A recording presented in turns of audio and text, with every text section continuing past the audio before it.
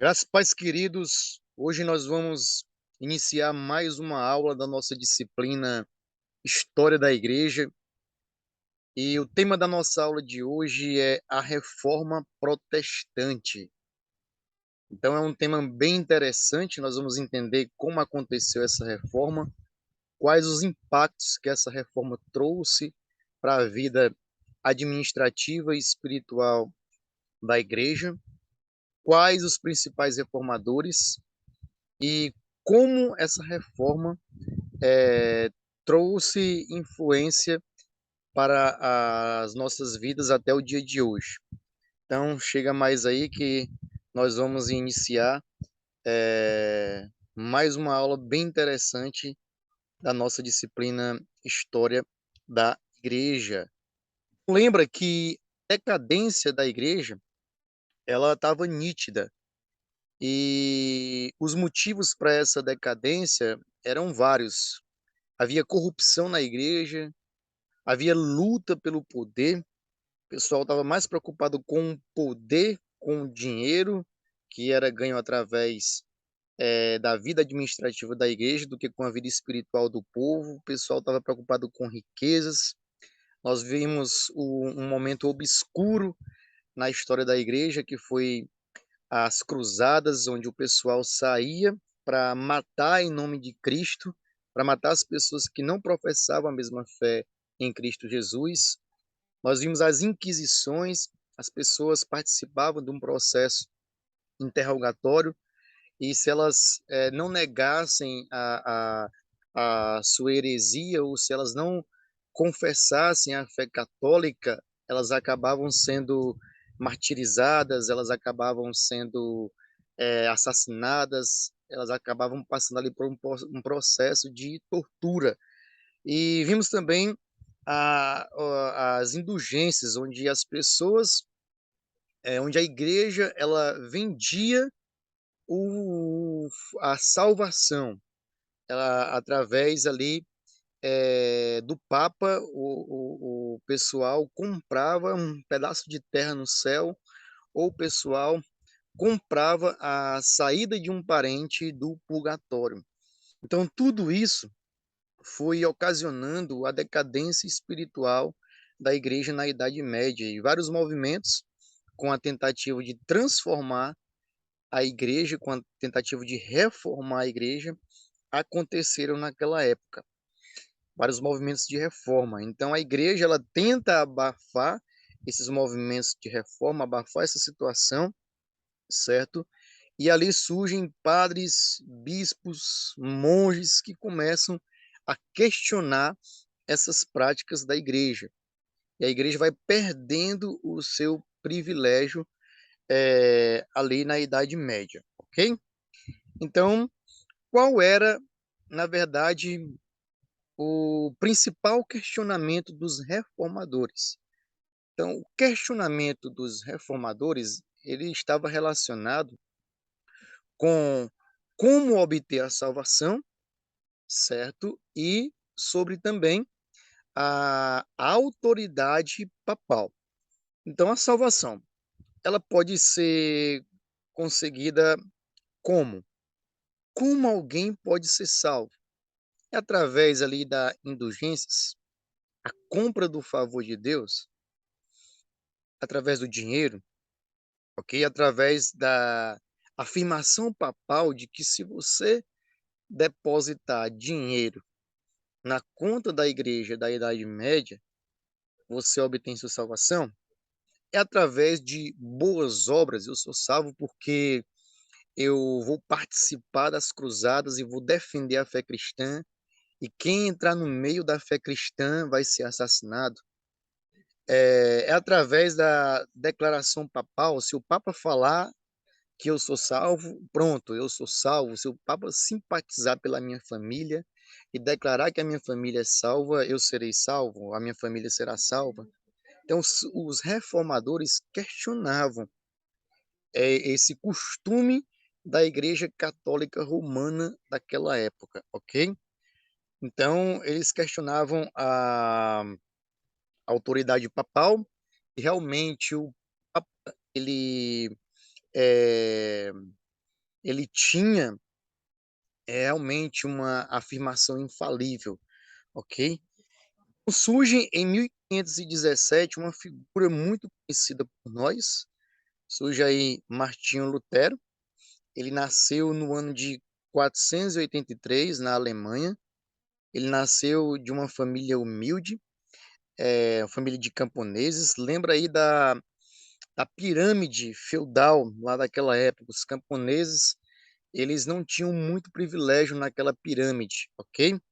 Então, nós temos aqui a figura de Martinho Lutero, um homem de muitas crises, um homem que enfrenta em sua juventude angústias, enfrenta ansiedade, ele enfrenta depressão, ele tinha muito medo da morte, Martinho Lutero, ele tinha medo de morrer e de se encontrar com Deus em pecado. Ele tinha medo de morrer e ali ter um encontro com Deus e experimentar a ira de Deus. Ele tinha medo de ir para o inferno. Então, tudo isso traz uma angústia, um peso na alma de Martinho Lutero. E algo interessante aconteceu aos seus 22 anos de idade. Ele estava caminhando pela rua e, de repente, ele se depara com uma forte tempestade, com raios, com trovões, o céu se escureceu e ali, de repente, aquela tempestade era tão intensa que ele sentiu medo de morrer. E, de repente, ele, se deparando com a morte, ele faz uma promessa à Santa Rita, aliás, à Santa Ana, e se ele sobrevivesse àquela tempestade, ele se tornaria monge. Então, essa foi a promessa que ele fez. Quando ele faz essa promessa em seu coração, de repente, um forte raio cai em uma árvore. E ali, esse raio atinge a pessoa de Martim Lutero, certo? Ele consegue sobreviver a esse raio, certo?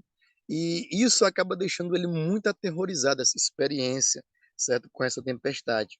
E realmente ele vai se tornar monge, monge da ordem agostiniana, uma das ordens mais rigorosas ali da Igreja Católica Romana, certo?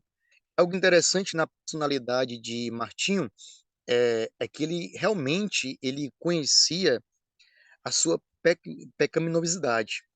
Ele tinha ideia de como ele era pecador.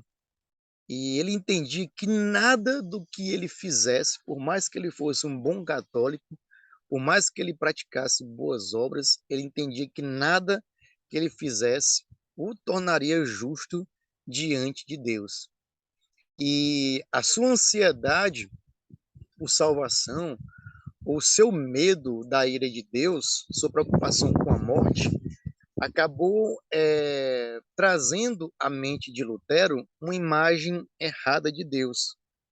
Lutero via Deus como um ser carrasco, como alguém que queria realmente punir de o ser humano, porque alguém que colocava um fardo na vida do ser humano. Então ele chegou a dizer que odiava a Deus e não o amava, e que a frase a justiça de Deus era pesada demais.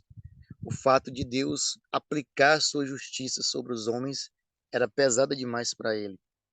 Então, ele sempre foi uma pessoa preocupada com essa ira de Deus. Então, muitas vezes, há relatos que Martinho Lutero era encontrado em seu quarto desmaiado, desacordado. Por qual motivo? Porque, preocupado com o seu pecado, ele chegava a se martirizar. Ele se flagelava, ele se chicoteava com o objetivo de expulsar os seus próprios pecados. Então, ele fazia isso, esse flagelo, era com o objetivo de tirar os seus pecados, expurgar, se purificar. Então, ele tinha medo de se encontrar com Deus e, de repente, Deus encontrar algum pecado na vida dele. Então, veja como Martinho Lutero ele era oprimido por uma visão errada de sua fé. Ele era oprimido por uma visão errada de agradar a Deus por boas obras, ok? Então, Ele se torna monge e rapidamente ele recebe uma missão em suas mãos para ser professor de teologia na Alemanha, ali na cidade de Wittenberg, certo? Tá aqui uma figura da cidade atual. Então ele foi encaminhado para lá para dar aula de teologia na universidade e ele era um excelente professor e dando aula da carta de Romanos aos seus alunos, ele se depara com Romanos capítulo 1 e versículo 17. E de repente ele leu aquela frase: o justo viverá pela fé. E essa frase veio como uma flecha ao seu coração. E essa frase abriu os seus olhos espirituais e acabou tirando todo o peso de Martinho Lutero. E acabou trazendo ao coração de Lutero uma visão, uma nova visão, fazendo-o questionar sobre os costumes da Igreja Católica Romana naquela época. Ele percebeu que a justiça de Deus, toda a justiça de Deus que deveria ser derramada sobre os homens, ela foi derramada sobre Cristo na cruz. E todo aquele que nele crê é declarado justo, não por suas obras, mas pela fé em Cristo Jesus e no seu sacrifício ali na cruz. Então, o justo viverá pela fé, significa que o justo, aquele que viverá, aquele que será salvo não por suas obras, será salvo, viverá pela fé em Cristo Jesus. Ele escapará da ira de Deus não porque ele participa de cruzadas, não porque ele deposita dinheiro no cofre da Igreja Católica Romana da Idade Média, mas ele será salvo por confiar e confiar somente em Jesus Cristo. Então, isso impactou a vida de Lutero. Isso foi como uma avalanche nos conceitos teológicos de Lutero, ok? Então, isso acaba tirando um peso tremendo dos ombros de Lutero. Ele chega a dizer que eu senti que havia nascido de novo e que as portas do paraíso me haviam sido abertas. Todas as escrituras agora fazem sentido na minha vida. A partir de então, a frase "a justiça de Deus" não me encheu de ódio, mas me tornou indivisivelmente doce, em virtude de um grande amor. Então, Martinho Lutero aqui acaba tendo convicção da sua própria salvação. E, e ele continua ali com a sua missão de professor na cidade de Wittenberg, na Alemanha, mas agora ele começa a se questionar, começa a questionar algumas práticas da Igreja Católica, e nesse mesmo tempo aparece ali um mensageiro papal em Wittenberg, chamado João Tetzel, certo? Tetzel. Então ele é um cara que foi enviado de Roma para Wittenberg. Com qual objetivo? Vender indulgências. Porque o sistema papal precisava reformar a Basílica de São Pedro em Roma. A igreja precisava de dinheiro. E para a igreja conseguir dinheiro, ela vendia indulgências. Ela vendia o favor de Deus para uma pessoa conseguir um terreno no céu, para a pessoa conseguir livrar o seu parente do purgatório e migrar diretamente ao céu. Então esse João, ele chega na cidade de Wittenberg com esse objetivo de vender indulgências. E é interessante que esse cara tinha uma mente tão corrupta que ele chega a falar que cada vez que uma moeda cai no cofre do altar, uma alma ela sai do purgatório, ela salta do purgatório. Para você ver a corrupção, né? Então, Martinho Lutero, ele começou a promover a sua própria literatura, como começou a fazer os seus próprios escritos, ele começou a questionar a igreja.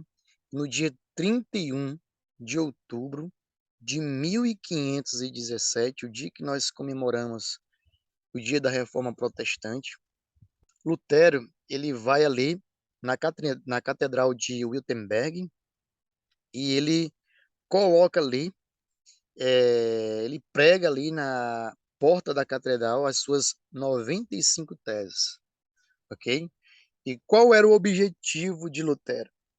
O objetivo de Lutero, quando ele prega essas 95 teses, confrontando as práticas da Igreja Católica daquela época, ele tem esse um objetivo de promover um debate teológico com os sacerdotes e professores daquela época, até mesmo com o Papa daquela época. Então, essa atitude não foi necessariamente uma atitude rebelde, porque colocar essas 95 teses na porta da igreja era um hábito comum dos universitários.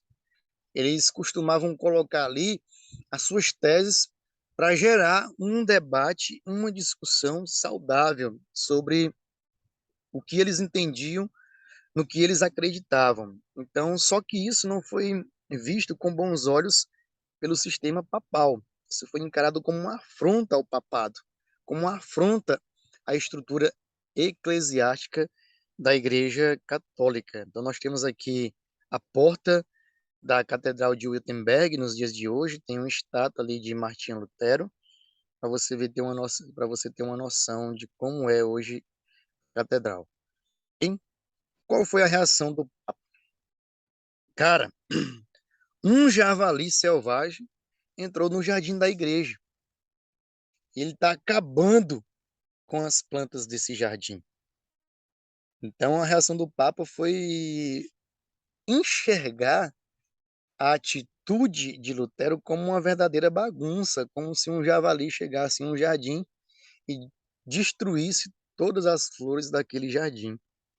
Então Lutero, o Papa chega a dizer que Lutero tinha 60 dias para se retratar. Ele então cria uma bula com uma série de recomendações a Lutero e ele mandou queimar toda a literatura que Lutero produziu em relação às teses, confrontando a Igreja Católica. E essa bula é levada a Martim Lutero, com as orientações do Papa. Qual é a reação de Lutero? Lutero, ele queima essa bula em praça pública. Cabra macho, um cabra corajoso.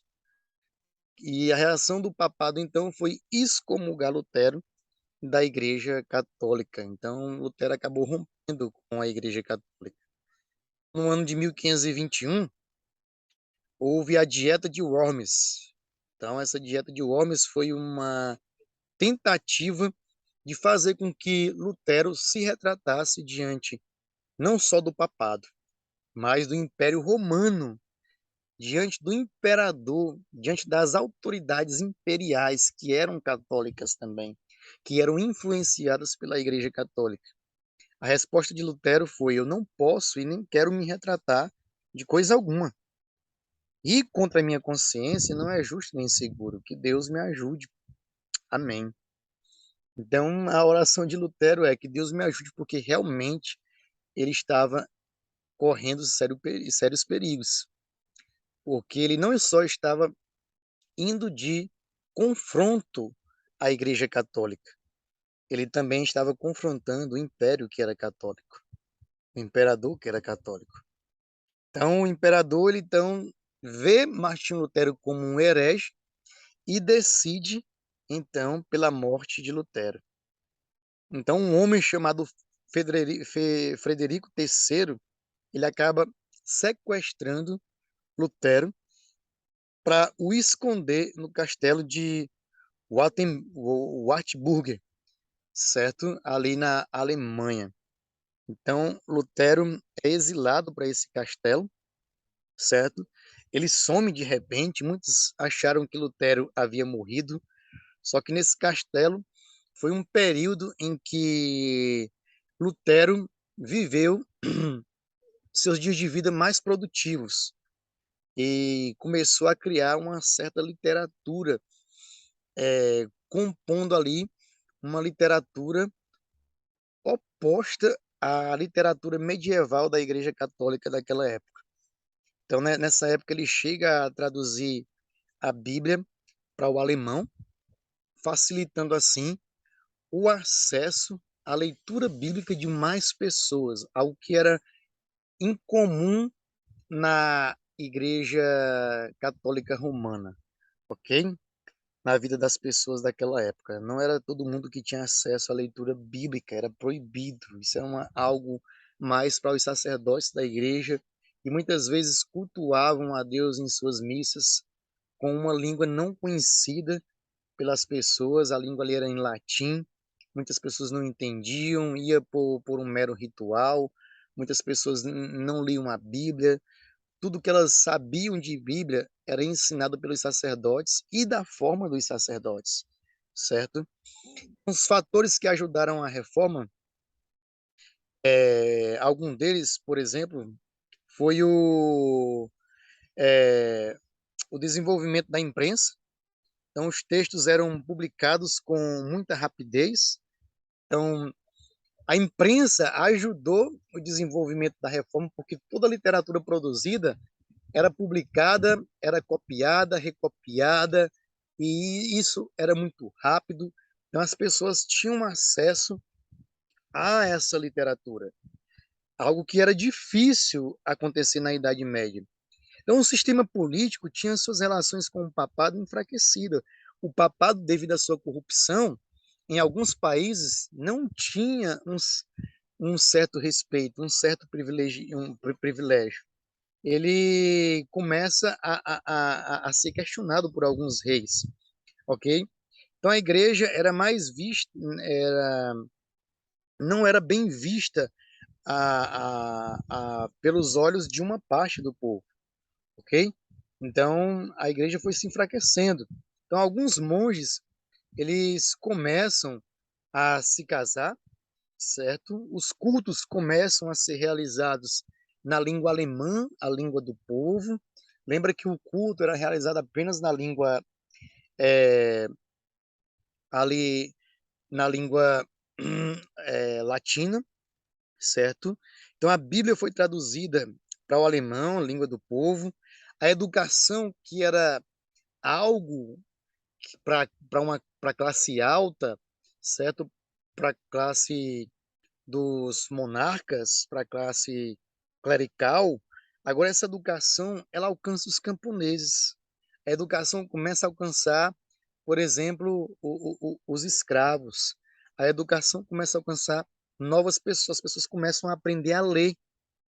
A Idade Média é chamada Idade das Trevas porque a maioria das pessoas ali não tinham acesso a um conhecimento acadêmico, não sabiam ler. Então, se a galera não sabe ler, a galera não tem um espírito questionador, um espírito crítico sobre as coisas. Então, a reforma protestante ela vem trazer ao homem a sua capacidade e liberdade de criticar as coisas, de questionar as coisas. E isso acaba também influenciando o senso crítico, espiritual e bíblico das pessoas. Então a educação, ela vem para todos. Os camponeses, pessoal lá de baixo da pirâmide feudal, eles começam a buscar os seus direitos. Que negócio é esse? Que se eu nasci pobre, eu vou morrer pobre. Que negócio é esse? Que eu não posso conquistar as minhas terras. Somente a nobreza, o clero, a monarquia. Não, nós vamos buscar os nossos direitos. Então, em 1555, através do Tratado de Augsburg, os protestantes da Alemanha, eles ganharam o direito de exercer a sua religião com liberdade, ok? Então aqui aparece a figura de alguns reformadores. O primeiro reformador que nós vamos verificar aqui é o Zwinglio. Então Zwinglio, ele é um reformador contemporâneo a Lutero e que nasceu na Suíça, ok? Ali próximo da Alemanha, próximo da França. Ele nasceu no ano de 1484. Ele era mais acadêmico do que Lutero. ele era estudioso, ele gostava de estudar a língua grega, certo? Algo que era incomum, porque os sacerdotes católicos daquela época mal conheciam o Novo Testamento. A maioria, né? Alguns tinham conhecimento mais aprofundado, mas a maioria não, certo? Ele era padre católico, teólogo e político, certo? E ele, por ser mais estudioso, por ser mais acadêmico, ele tinha uma maior habilidade do que Lutero para pregar e escrever teologia, ok? Então ele pregava contra a obtenção da salvação por meio de obras, e algo muito forte em Zwinglio é que ele dizia, ó, se está na Bíblia, nós vamos abraçar, mas se não estiver na Bíblia, nós devemos rejeitar, vamos jogar tudo isso fora. Então ele era contra aquelas vestes sacerdotais do papado, dos sacerdotes da Igreja Católica, dos monges. Ele era contra aquela liturgia de culto católico, porque ele dizia: está na Bíblia? Não, não está. Então por que que a gente está fazendo isso? Se não está na Bíblia, nós vamos rejeitar. Então, ele começou o seu movimento de reforma na cidade de Zurique, na Suíça, ok? Então, ele recebeu o respeito ali de muitas pessoas, ele era ouvido por muitas pessoas, ele tinha uma influência sobre várias pessoas ali na Suíça, precisamente na cidade de Zurique, certo? Quando o Papa mandava alguém para vender indulgências na Suíça, ali em Zurique, ele orientava o povo a expulsar essas pessoas da cidade, para não aceitarem a compra e venda de indulgências, ok? Venda e compra. Então ele fez duras críticas ao sistema de penitência e ao sistema papal. Sistema de penitência da igreja que você precisaria fazer alguma coisa para obter o favor de Deus é, ali na igreja católica, então, ok? Certa vez, tentando criticar o sistema da Igreja Católica, ele convida a sua paróquia, sua comunidade de fé, para fazer um churrasco de salsicha em plena a quaresma. Então, todo mundo ia comer salsicha nos 40 dias de jejum dos católicos, né? Quaresma que a gente conhece no dia de hoje, onde o pessoal da Igreja Católica fica ali 40 dias de jejum em alguns dias da semana, ok? Então ele realmente teve que ser excomungado da Igreja Católica. E algo inovador que nós vimos aqui na Suíça é que a Suíça ela se torna um estado protestante. Ela realmente é um país protestante nessa época de Zwinglio. Ela realmente é um país que vai abraçar a reforma protestante, ok? Zwinglio também defendia, na época de Zwinglio, que é defendido e abraçado o sacerdócio universal dos salvos. Ou seja, todo crente pode servir a Deus. Todo crente pode orar por uma pessoa. Não é só mais os sacerdotes católicos romanos que têm o poder de orar por uma pessoa ou interceder por uma pessoa. Agora, todo crente, seja ele camponês, seja ele escravo, se ele é salvo em Cristo Jesus, ele pode evangelizar o seu próximo. Ele pode ter acesso à Bíblia, ele pode ler a Bíblia e usar o seu conhecimento para ensinar a sua família, para ensinar o seu vizinho, para ensinar quem ele vê no caminho. Então a reforma protestante ela vem e ajuda os crentes a cumprir o seu papel em Jesus Cristo, o papel de evangelizar e fazer discípulos. É algo que estava esquecido na Igreja Católica, porque somente a Igreja Católica poderia fazer isso, os sacerdotes, aliás. Então, Zwinglio, ele acaba colocando fogo na Suíça, okay? Chama na Suíça, chama ali de que precisava de uma reforma. Então, o problema era que a Suíça, ela era uma confederação de estados independentes. O que é que isso significa? cada estado da Suíça era independente um do outro. Ela era uma confederação de estados. E havia estados católicos e estados que haviam abraçado a reforma protestante. Então, houve uma revolta entre esses estados, ok? Revoltas essas que terminaram em tragédias. Houve lutas entre católicos e protestantes.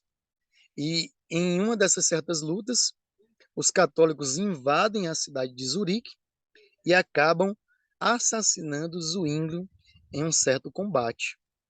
Então, depois desse assassinato, né, os ânimos são apaziguados, há ali um acordo entre católicos e protestantes, e então cada um poderia exercer a sua religião com liberdade, ok? Nós temos aqui agora, além de Zwinglio, a figura de João Calvino. Então, João Calvino, ele nasceu na França, ele era um francês que nasceu em 1599, ele chega a estudar em Paris, um homem estudioso. Ele rompeu com a Igreja Católica e acabou se exilando ali na cidade de Basileia. Ele sai da França e vai se exilar na Suíça. Então ele entendia que o chamado dele era para estudar a Bíblia e produzir conteúdo teológico. Então ele foi o mais intelectual de todos os reformadores. Foi ele que foi o mais cabeça, o mais pensador, o mais teólogo, o mais sistemático. E ele, aos 27 anos, ele escreve aí a sua primeira literatura, certo? A sua literatura mais famosa, chamada de As Institutas da Religião Cristã, ok? As Institutas de João Calvino nada mais é do que uma organização da doutrina da fé cristã, da fé protestante, a doutrina básica da fé protestante. É como se fosse uma teologia sistemática. É aquilo que a fé protestante prega em relação à fé cristã, certo? Ele publica essas institutas no ano de 1536 e esse livro de João Calvino ele viralizou por toda a Europa. Todo mundo começou a ler essas institutas e essas institutas acabaram de influenciando o coração de várias pessoas. Então, esse livro é um livro de fácil acesso, você pode comprar em alguma livraria, ele custa mais ou menos R$ 100, 80, R$ 100, e também é um ótimo presente aí para você dar para o seu pastor no dia dos pastores, ou para você dar no dia do aniversário do seu pastor, tá bom?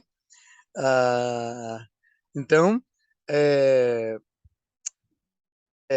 Calvino, ele tem uma ideia interessante em seu coração. Ele diz, cara, eu fui chamado para estudar, eu fui chamado para produzir teologia, eu fui chamado para estudar a Bíblia, para produzir literatura teológica. Eu estou pensando aqui em sair aqui da, da minha cidade, certo? E estou pensando em ir para uma outra cidade. Estou pensando em ir para Estramburgo. Quero passar o final da minha vida nessa cidade aqui na França. Qual é o objetivo? Lá eu vou ter uma vida tranquila, lá eu vou produzir minha teologia, tudo vai estar tranquilo ali para eu produzir mais teologia. Ele tinha esse objetivo na sua mente, de novamente sair da Suíça para a França, ali em Estraburgo. Ok? Então, só que ele, antes de fazer isso, ele vai para uma cidade chamada de Genebra, na Suíça. E ali, a cidade, ela estava passando também por um movimento de reforma. Só que não havia líderes suficientes e capacitados para ensinar o povo. certo? E um dos líderes, chamado Guilherme Farel, ele chega a tentar influenciar a, a Calvino não ir para a França, morar na França. Esse cara fica por aqui, nós não temos líderes suficientes para ensinar o povo sobre a reforma que a gente precisa fazer na igreja, e você é o cara que a gente precisa. Então fica aqui com a gente, vamos consolidar a reforma aqui em Genebra. Então, Calvino, cara, meu desejo aí para Estraburgo, só quero estudar, eu não fui chamado para ser um líder reformador, não. Só quero só estudar. E vocês aí leem minha literatura, certo? E ensinem minha literatura para o povo. Qual foi a reação de Guilherme Farel? Só Deus amaldiçoe o teu descanso. Deus amaldiçoe a tua tranquilidade que busca para estudar. Se diante de uma necessidade tão grande, te retiras e te negas a prestar socorro e ajuda. Deus te amaldiçoe, Deus amaldiçoe o teu conforto. Então, Calvino, ele ficou tão impactado com essa frase de Guilherme Farel, que ele resolveu ficar em Genebra. Olha, com uma oração dessa, né? Como é que o cara não fica? Ele resolveu ficar em Genebra, onde se tornou um grande líder da reforma. Então, ele era também um jurista, creio que ele era um advogado, e ele se envolveu também com a formação das leis da cidade ali em Genebra. Ele era um homem também ativo na política, ok? As decisões políticas, isso vai ser importante para a gente entender o que aconteceu é, com algumas decisões que ele tomou mais lá na frente. Ok? Então, nessa época, nós temos um embate sobre a ceia do Senhor entre luteranos e calvinistas, certo? Lutero, ele cria na consubstanciação na ceia do Senhor. O que é a consubstanciação? Ele cria que o corpo de Cristo, a presença de Cristo estava no meio ali da ceia, no momento em que os irmãos faziam a ceia. Já Calvino e Zwingli, eles criam que na ceia, a ceia era apenas um ato simbólico, certo? Era apenas um ato simbólico, que o corpo de Cristo não estava realmente presente ali no pão, o sangue de Cristo não estava presente ali no vinho, ok? Então, houve aí uma um certo desentendimento teológico, interpretativo em relação à ceia. Então, isso acaba fazendo com que Lutero pronuncie uma frase forte, dizendo que, olha, nós não temos o mesmo espírito que vocês quanto a essa questão. Então, a partir daí surge os seguidores de Lutero, chamados de luteranos, e os seguidores de Calvino, chamados de calvinistas ou reformados. E aí surge um movimento chamado movimento dos anabatistas. E esse movimento é muito interessante. Os anabatistas, eles fazem parte daquele grupo onde a galera diz, ó, a teologia de Lutero e a teologia de Zwinglio, ela é branda demais. Nós precisamos ser mais radicais, certo? Eles queriam promover uma reforma dentro da igreja já reformada. Uma reforma dentro da reforma. Eles achavam que a reforma ela estava branda demais e que algo precisava ser feito com mais intensidade. Então a igreja deveria romper com o mundo, ok? Eles rejeitavam o batismo de crianças, o pedobatismo. A igreja, uma igreja realmente verdadeira é uma igreja que sofre perseguição, certo? A perseguição faz parte da igreja. Então a igreja não avançou de forma suficiente nas reformas pretendidas. Eles eram pacifistas, certo? Eles acreditavam que nenhum cristão deveria pegar em uma arma, mesmo que fosse para defender o seu país, mesmo que fosse para defender a sua própria vida, cristão não deveria usar armas, ok?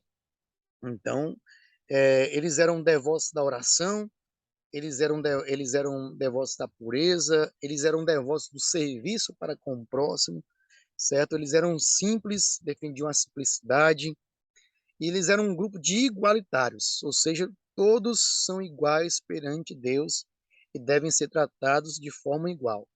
Não há espaço para classes ricas e classes pobres, ok? Não há espaço.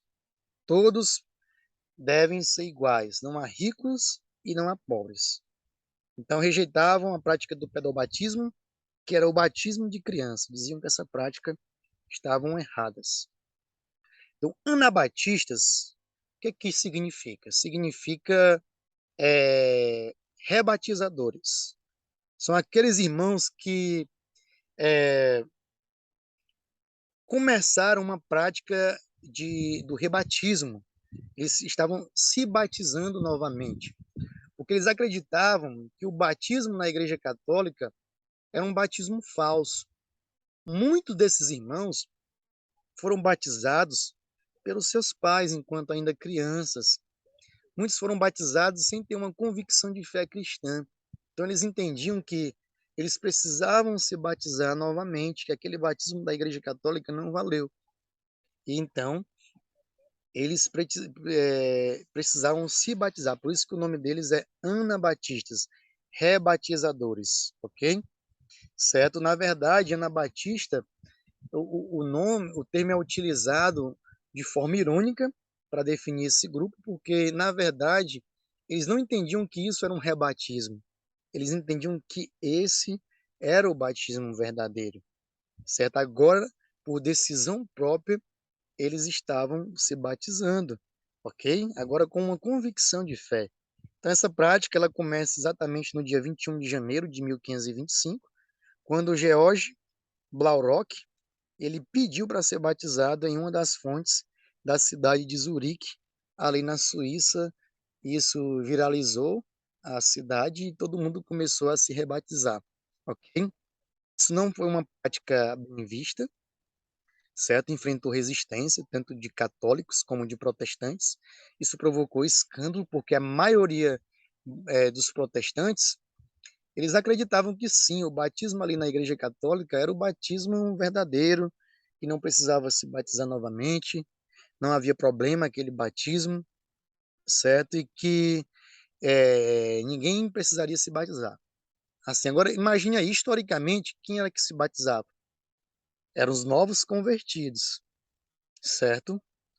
À igreja protestante. Apenas os novos convertidos. O católico que se convertia à igreja protestante, ele não se batizava. Só quem se batizava eram os hereges, ok? Então, quando os reformadores viram essa prática de se batizar novamente, eles começaram a chamar os anabatistas de hereges. Então, isso provocou uma confusão no meio dos protestantes. Então, os protestantes também, aliás, os anabatistas, eles criam em uma total separação de igreja e Estado.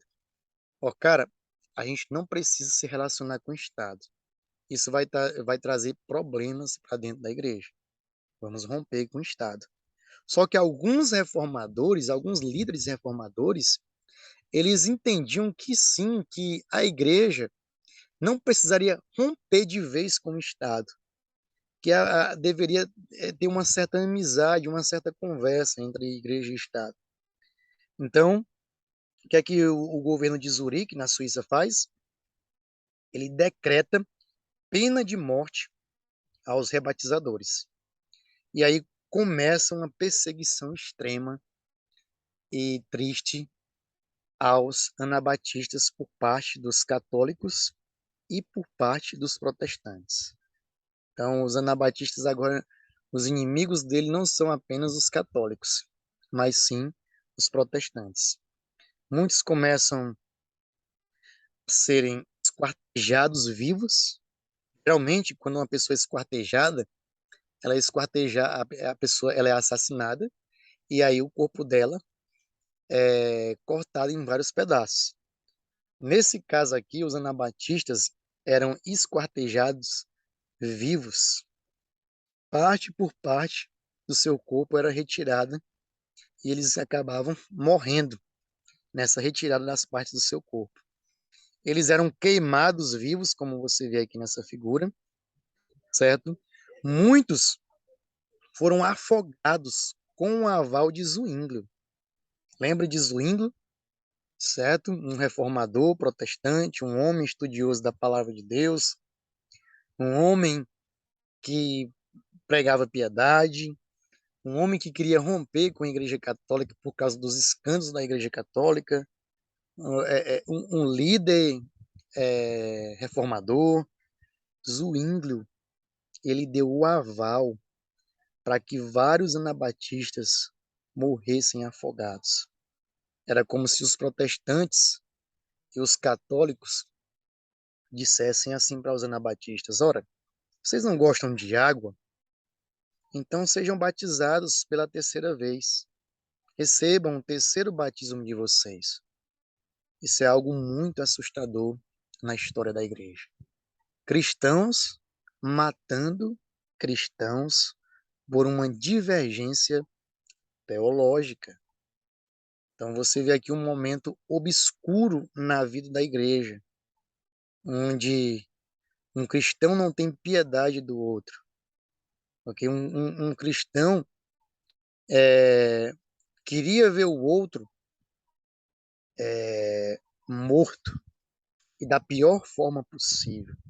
Líderes promovendo o assassinato de cristãos. Esse foi um movimento e um momento obscuro na história da igreja.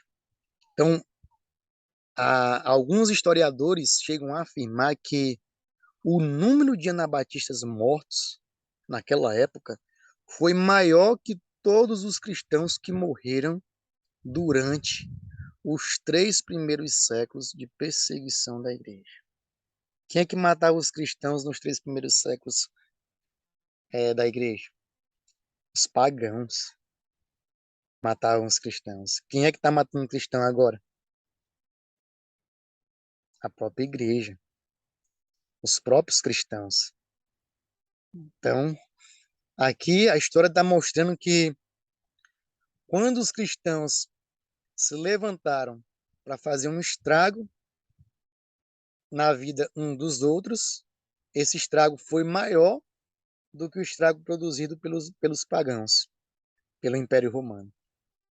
Então, isso aqui cabe uma reflexão. Okay? Que nós, sem o Evangelho de Cristo, nós somos os mesmos animais selvagens que são os pagãos, sem Cristo Jesus. Nós somos iguais sem o Evangelho de Cristo. Isso é muito sério. Então, a reforma protestante, ela chega na Grã-Bretanha, na Inglaterra. Só que ela chega de uma forma diferente. Nos outros países da Europa, ela chega de forma espiritual. Na Grã-Bretanha, ela chega de forma política. Nos outros países, os reformadores ali estavam apaixonados por uma reforma, por romper com a corrupção na Igreja Católica.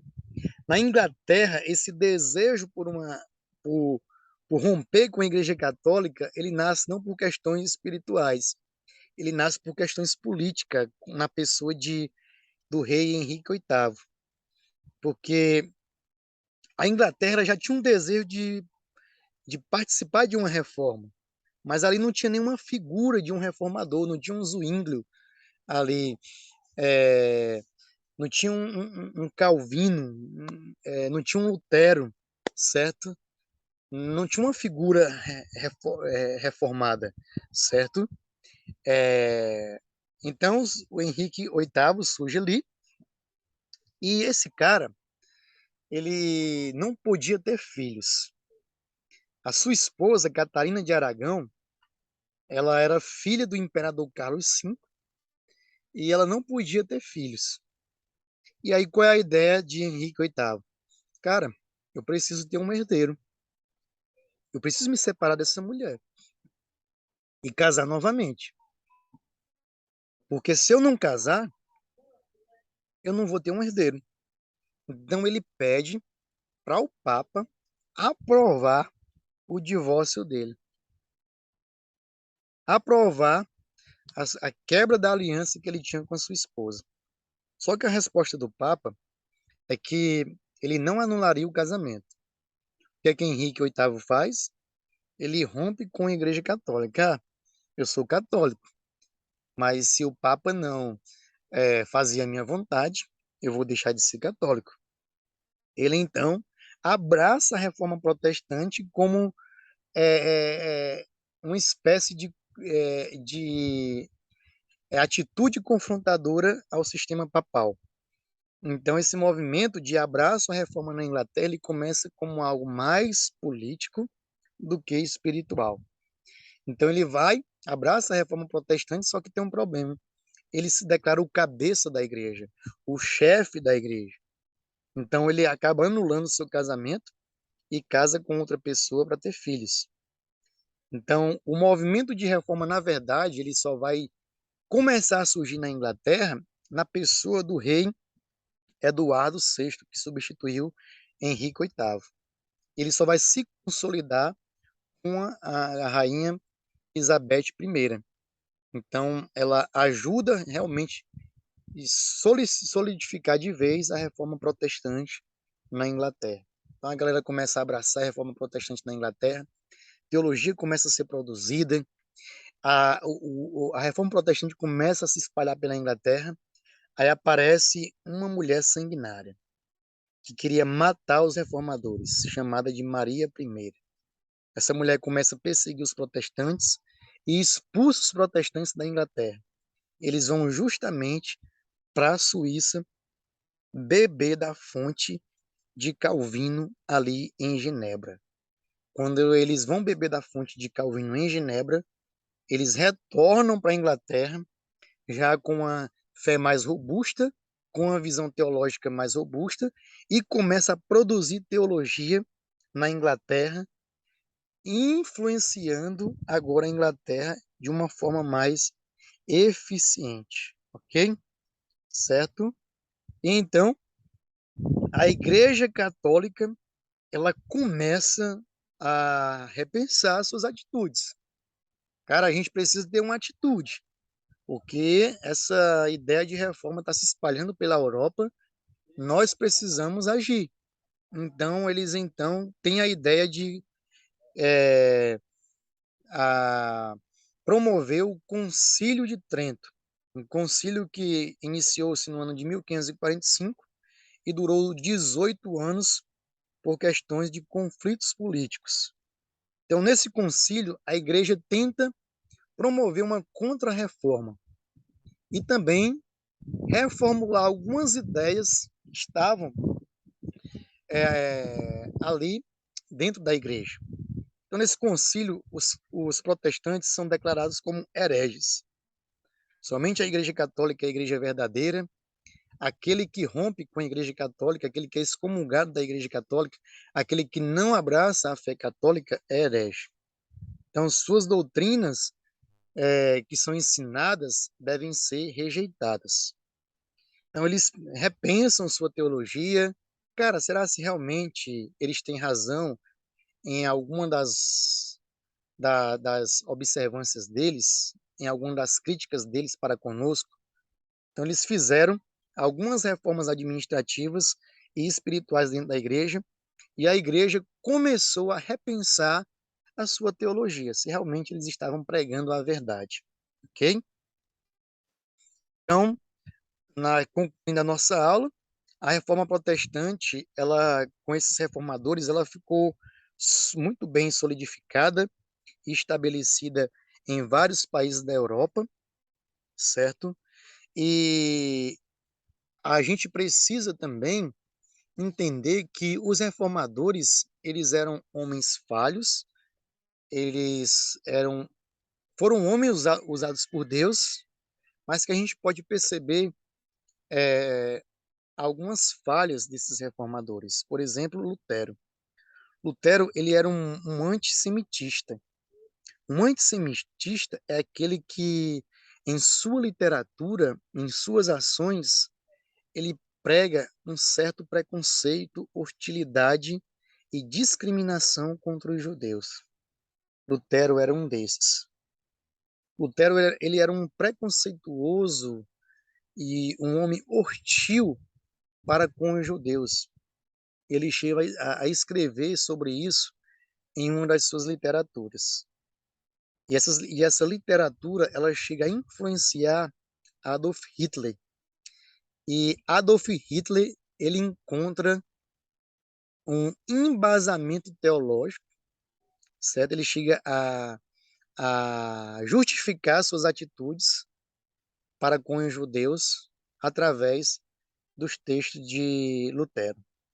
Claro que o culpado de tudo isso não é Lutero, certo? Mas isso chega a influenciar a literatura de Lutero, chega a influenciar Adolf Hitler, certo? A perseguir os judeus, porque Lutero falhou quanto à sua concepção, quanto ao seu conceito em relação aos judeus. Ele tinha um certo preconceito contra os judeus. Calvino, por exemplo, ele consentiu na pena de morte de uma pessoa em Genebra. Aquela pessoa deveria morrer segundo a opinião de Calvino. Zwinglio, ele perseguiu os anabatistas, os irmãos que se rebatizavam novamente, que queriam romper com o Estado.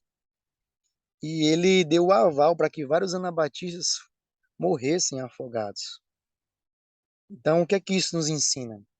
Que por mais que essa pessoa seja usada por Deus, elas continuam sendo falhas.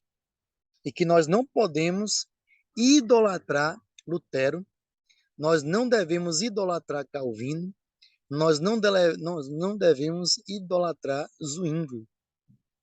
Eles foram homens usados por Deus, mas eles foram falhos e eles falharam horrivelmente nesse quesito de como tratar o próximo, ok? Apesar das suas divergências teológicas.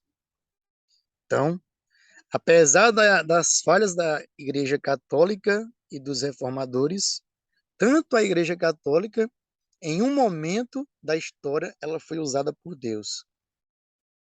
E também os reformadores foram usados por Deus em um momento da história. Ok? Certo? A igreja perdeu o seu poder de influência sobre o Estado depois da reforma. Certo? A reforma veio para quebrar esse relacionamento da igreja com o Estado. A Bíblia foi traduzida em diversos idiomas, as pessoas tiveram acesso à Bíblia em suas línguas. A educação pública não era mais um privilégio para a classe dominante, para a classe rica, mas sim para todos. E o sacerdócio universal dos crentes foi entendido agora pelas pessoas. Agora as pessoas entendiam que elas mesmas poderiam evangelizar, orar, ler a Bíblia e ensinar para o seu próximo. Para finalizar, nós temos aqui a base da reforma protestante. As 5 solas. Solas significa somente. Nada além, nada quem. Ok? Sola, a escritura, ou somente a escritura. A, a base de ensino da igreja não é a opinião papal, a opinião de um reformador. A igreja deve ser dirigida somente pela Bíblia. Somente sola gratia, somente a graça. A salvação, ela não vem por obras, ela vem pela graça. A salvação é um presente de Deus. Só lhe deu glória. Somente Deus deve receber glória. Nós somos apenas pecadores. Ok? Solo Christus. Somente o sacrifício de Cristo na cruz apaziguou a ira de Deus. Somente o sacrifício de Cristo Jesus pode nos libertar da escravidão do pecado. Solo fide, somente a fé, ok? O justo viverá somente pela fé e não pelas obras, ok? Então essas são as 5 solas da reforma protestante. Somente as escrituras, somente Deus da glória, somente a graça, somente Cristo somente a fé. Que Deus abençoe a sua vida, que esse vídeo possa edificar a sua vida.